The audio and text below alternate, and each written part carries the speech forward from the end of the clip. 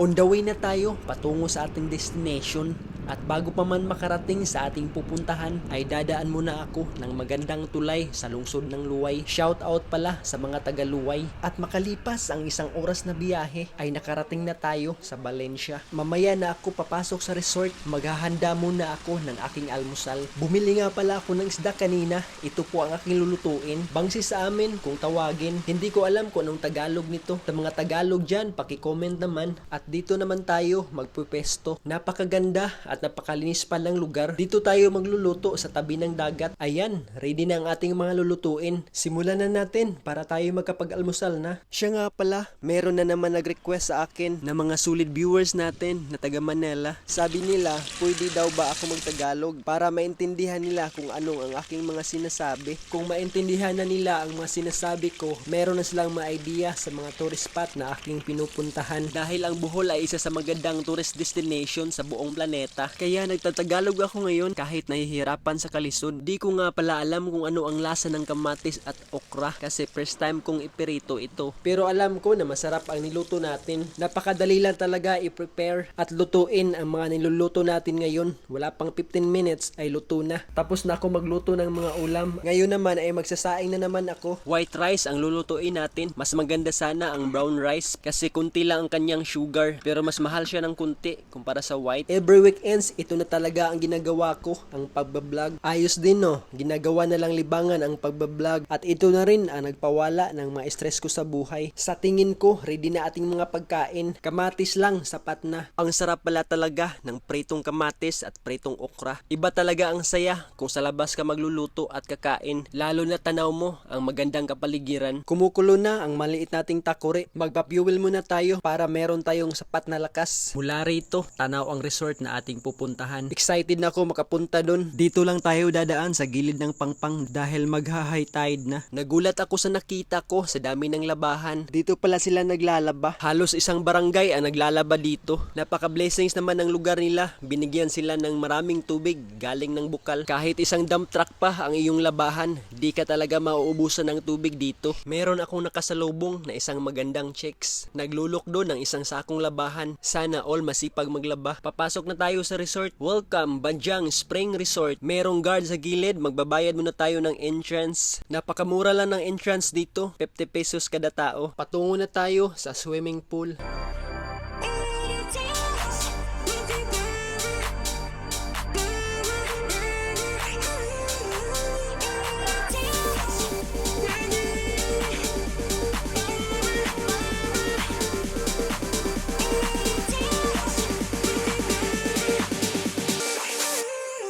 Nandito na tayo sa spring. Ang daming naliligo dito. May mga bata, meron ding matanda. Mayroon lang ako napansin sa tubig dito. Napakalamig talaga. Sa sobrang lamig, parang ayaw ko nang maligo. Kaya hahanap tayo ng tubig na medyo mainit-init.